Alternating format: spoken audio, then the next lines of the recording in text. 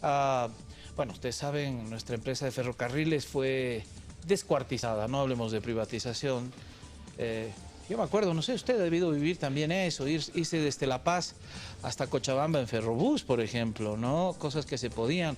O los viajes tradicionales de muchas promociones eran Arica-La Paz, digamos, que se iban en tren. Se privatizó y se descuartizó nuestra empresa, ¿no?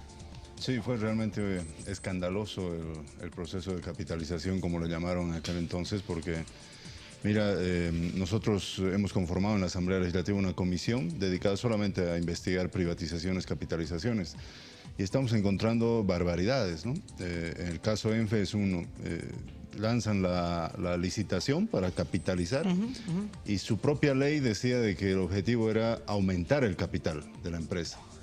Y contratan una empresa que la evalúa en 133 millones a todo ENFE, ¿no? Ya. Y resulta que cuando van a venderla, solo se presenta la Cruz Blanca y ofrece solamente 66 millones. La mitad. Casi la mitad. Y lo que hace el gobierno de aquel entonces de Sánchez Lozada es inmediatamente adjudicarla. Imagínate cuando deberían haber declarado desierta. Qué cosa más simpática, ¿no? Sí, la adjudican. Quiero vender mi casa, ¿cuánto cuesta? $100.000. No hay proponentes, la vendo en 50.000. ¿Qué problema? Así es. Y para legalizar, entre comillas, eso, reúnen al directorio de ENFE y de un día para otro, sin estudios, sin avalúo, sin nada, dicen, bueno, ahora, desde hoy día, los 133 que costaba ENFE va a costar los 66 que ofrece ahora, la Cruz Blanca. Lo que nos vendieron a la opinión pública, diputado, era, me acuerdo todavía el eslogan, 1 más 1, 2, te decían, ¿no? Entonces tú decías, ¿qué es esto? Bueno, no, lo que vale nuestra empresa, va a venir un inversor que va a poner lo mismo en capital y con esto vamos a hacer dos empresas o la vamos a fortalecer. Tú decías, suena interesante, ¿no? Que te inyecten capital nuevo, pero no es que valga la mitad y que la liquiden. Y eso es lo que hicieron, por eso es que vulneraron su propia ley, ellos, ¿no? Ellos sacaron una ley de capitalización y su propia ley decía que tenían que aumentar el capital, en este caso redujeron. Entonces eso es un delito aquí en cualquier parte del mundo y ya la Fiscalía ha presentado la imputación formal contra Gonzalo Sánchez de Lozada y todo su gabinete desde entonces. Bueno, había un ministro capitalizador, ¿no? Rebollo, creo que ahora está de funcionario de un organismo internacional, ¿no? No sabemos dónde está, de todas formas tiene varios procesos abiertos aquí en Bolivia, pero habían dos ministros capitalizadores, uno era Rebollo y el otro era Doria Medina, con ligeras diferencias porque uno le llamaba privatización, otro le llamaba capitalización y lo cierto es que entre ambos se llenaron la boca. Doria Medina era ministro de Goni, la memoria me falla. No, de Jaime Paz Zamora, pero el proceso privatizador empieza con Jaime Paz Zamora, ¿no? Y sigue con Gonzalo Sánchez de Lozada y termina con Tuto Pero Quiroga. ¿quién firma el decreto de capitalización? ¿Quiénes son? Ministro de capitalización es Rebollo. En el caso ENFE es Rebollo. El ministro de Hacienda también, me imagino que está ahí, el gringo Candia, creo, dentro de todo esto, no sé. ¿Quiénes firman los nombres en el caso ENFE, que está Gonzalo Sánchez de Lozada, Alfonso Rebollo, Carlos Sánchez Berzaín, Reinaldo Peters, Freddy Teodovich, Edgar Sarabia Durnik y todavía hay más, ¿no? Claro, bueno, son los 17 ministros de Estado de Gonzalo Sánchez de Lozada. Eso es en el caso ENFE, ¿no? Porque se está abriendo dos procesos, uno por caso ENFE y otro por un fondo que se llama FOCAS. ¿Qué era este fondo? A ver, refresquemos un poquito la memoria a la gente. Es un crédito internacional que llega a Bolivia, entra al Tesoro General de la Nación y el objetivo era acomodar créditos de microempresas, de pequeñas empresas, pero por una decisión de Samuel Doria Medina, ese crédito termina yendo a una sola empresa, 21 millones de dólares, privada. Es decir, para que ella sea la que adjudique el nombre de esa empresa. ¿Cuál es esa empresa? Es Fundapro. Fundapro. Que sigue funcionando hasta ahora. Y el problema es que lo hace ilegalmente, ¿no? Porque podía haberlo hecho, pero con autorización del Congreso, con una ley. Pero no lo hace así y él, de decisión propia, firma el contrato con Fundapro y le entrega los 21 millones de dólares. Ahora, Fundapro es, que sigue existiendo, hace como banco de segundo piso en esta instancia. Sí, ¿Cómo funciona? acomoda créditos evidentemente, pero las tasas de interés pues no son bajo ninguna circunstancia las que el gobierno le ha dado a Fundapro, es decir... Bonito negocio, digamos. Claro, Otro me consiguió la plata y yo gano de prestar la plata que ni siquiera es mía. Así es, exactamente. Más o menos ese es exactamente. ese es el ¿Cuántos escenario? empresarios en Bolivia no quisieran tener esas facilidades de 21 millones de dólares para hacer negocios? Y eso no es lo grave, pero lo más complicado de esto es de que cuando se da el crédito, resulta que los accionistas de Fundapro en aquel momento eran dos ministros de Sánchez de Lozada, Raúl España y Guillermo Justiniano. Ellos reciben de su propio gobierno los 21 millones y resulta que el que más, vos dirás, bueno, por lo menos han acomodado microcréditos en todo el país, pero resulta que uno de los principales beneficiarios de Fundapro había sido Prodem. Y Prodem en aquel momento era propiedad de Comsur. Y Comsur del propio presidente. Del propio Gonzalo Sánchez de Lozada. Imagínate, bueno. O sea, es el escándalo. Se sacaba de este bolsillo y la ponía... Exactamente, pero sacaba plata del Estado, no sacaba pero plata. Claro. Sacaba plata del Estado para metérselo al bolsillo en realidad, ¿no? Ahora, a ver, yo tenía entendido, y por favor me corrige, diputado, porque la idea es que la gente siempre esté informada, que la cooperación internacional, cansada de darle plata, porque realmente Bolivia pasaba el sombrero, ¿no? Cada año era típica la conferencia de prensa. ¿Dónde están yendo los ministros? Al Club de París. ¿A qué? A rendir buena letra y a pasar el sombrerito, ¿no? A ver si Bolivia estaba quebrada, de verdad, y nos han hecho creer el cuento de que nos iba muy mal y que éramos un país muy malo, que no teníamos, evidentemente habían indicadores internacionales y todo lo que quieran, pero el chip que teníamos acá adentro es que Bolivia sin cooperación no caminaba, no tenía de dónde pagar.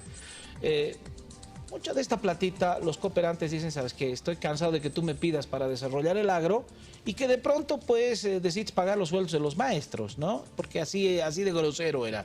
Entonces nos dicen, vamos a mandarte plata, pero condicionada. Queremos que supervises esa plata. Y un poco entiendo que Fundapro entra ahí en juego.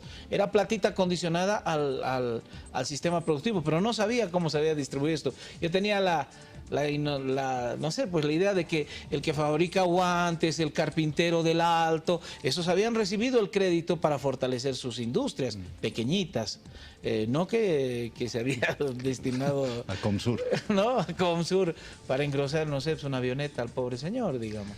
Sí, mira, podemos tener el margen de la duda de que alguien en todos esos gobiernos tenía la sana intención de reactivar la economía y todo eso. Seguro. Pero la forma en la que hicieron solamente devela negociado tras negociado. Es decir, si querías reimpulsar la economía boliviana, no tenías que haber privatizado las cementeras, no tenías que haber privatizado la empresa de venta de vidrio, las castañeras en el norte. O sea, una serie de empresas que de una u otra forma iban a ser exitosas porque son mercados que, vidrio, por ejemplo, hasta ahora no tenemos producción de vidrio en el país. No. Y la enajenaron la empresa de vidrio de aquel entonces. Sí. Castañas, seguimos vendiendo castañas desde hace décadas en el norte, la enajenaron la empresa de castañas. Y así un montón de empresas. Y el problema es que los que recibían esas empresas, resulta que eran los mismos socios o miembros del gobierno de aquel entonces. Y no las recibían, ya digamos que las recibían para hacerlas crecer, para agrandarlas, no, las recibían para quebrarlas, y venderlas a precio de ganancia muerta. Es decir, negocio total para unas cuantas familias que en aquel momento eran parte del gobierno. Esa fue la historia de la privatización. Nosotros esperamos acabar en unos meses más toda esta historia y vamos a contar cómo fue todo ese proceso de más de 200 empresas que fueron privatizadas o capitalizadas. Herbol dice, de acuerdo a los antecedentes en el caso Foca, formación de capital en áreas secundarias, así de largo es así se llama. No, Focas, ¿no? Es que eso es muy curioso, parece un detergente.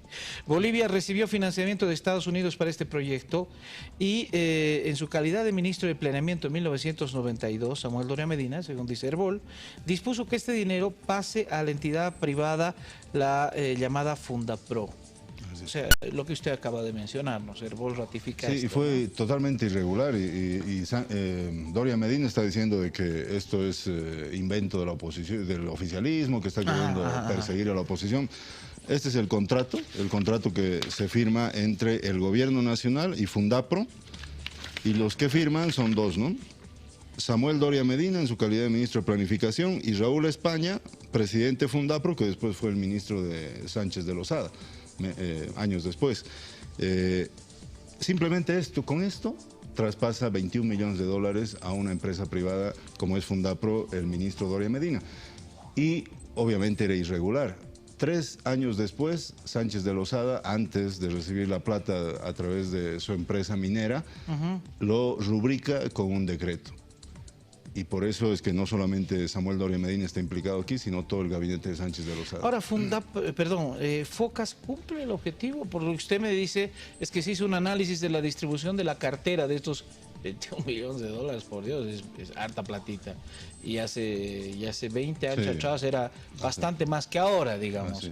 ¿Se hizo un análisis en qué se distribuyó, qué proyectos fueron? Aparte de lo de Prodem, que realmente es muy curioso, ¿no? Bueno, seguramente han colocado créditos porque 21 millones da para mucho, ¿no? Y además son ya 20 años donde seguramente ese dinero ha circulado, pero aun cuando hubiera cumplido algo de su objetivo social, digamos, esas cosas no se hacen. Es como si ahorita yo agarrara plata de la Cámara de Diputados y con una firma la traspasara a un privado. O sea, eso no es posible en la... ¿No venía así condicionado el crédito internacional? Pero aun cuando venga, entra al Tesoro. No, siempre, lógico. Entra al Tesoro y por lo tanto ya es parte de la ingeniería jurídica boliviana. Por lo tanto no puedes, si quieres entregarlo a un privado, aunque te diga el financiador que lo entregues, tienes que pedir permiso al Parlamento con una ley. Y ellos tenían el Parlamento, no sé por qué no lo hicieron. Lo cierto es que no lo hicieron, quisieron arreglarlo con un decreto.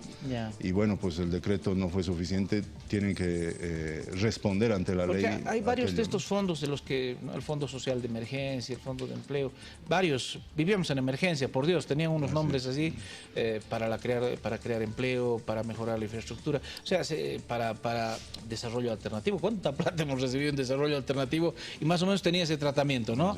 Es platita condicionada, esta entra al TGN, pero está condicionada a que el Estado no pueda pagar sus trampas en función de esto, sino tiene que ir plata con nombre y apellido. Ahora, pero aquella vez tenían, por si acaso, los bancos, acuérdate tú, estaba el Banco del Estado, Banco Unión, el Banco Minero, Banco Agrícola. El Banco Agrícola, bueno, varios de ellos quebraron, ¿no? Pero tenían la posibilidad de utilizar esa infraestructura, digamos, para acomodar créditos. Pero estaban en la etapa de borrar con todo, ¿no? Bueno, el Banco Unión era de Andrés Petricevich, que era parte del equipo, pero bueno. Ay, por Dios, uno comienza a revisar los nombres y da vueltas por ahí. ¿Cuáles son los pasos frente a esto ahora? Mira, esto ya no está en la Asamblea Legislativa, nosotros simplemente hemos dado toda la información a la Fiscalía ha investigado un poco más y ha llegado a la misma conclusión que nosotros, que esto es irregular, ha presentado la imputación y empieza el juicio, ¿no? Empieza el juicio, Samuel Doria Medina, Rebollo, Sánchez Berzaín, todos ellos, incluido Sánchez de Lozada, ya se someten a un juicio. Y ahí es donde tendrán que demostrar si son o no culpables. ¿El decreto como tal lo firma el gobierno ya de Sánchez de Lozada, entonces, de Focas? Sí, así es. Doria Medina hace el traspaso y 2, 3 años después recién lo intenta regularizar Sánchez de Lozada con un decreto. Pero como te digo, se necesitaba ley, no decreto. ¿Y hasta mientras no se había desembolsado o no la plata? Sí, pues ya estaba funcionando Fundapro. Ya estaba funcionando Fundapro. Bueno, ¿se convocó a la gente de Fundapro para decir qué criterio tiene sobre esto? Mira, supongo, no tengo mucho detalle sobre el proceso que llevó a cabo el Ministerio Público, pero tenemos entendido que sí, que y si no, seguramente los van a convocar porque tienen que ellos también dar su versión, ¿no? Claro, el inicio, digamos, el capital semilla de todo esto. Así es. Diputado, le agradezco un montón. Un gusto por estar contigo. Gracias por la información que corrobora lo que hoy día Herbol titula ahí y el diputado Zabaleta nos va contando.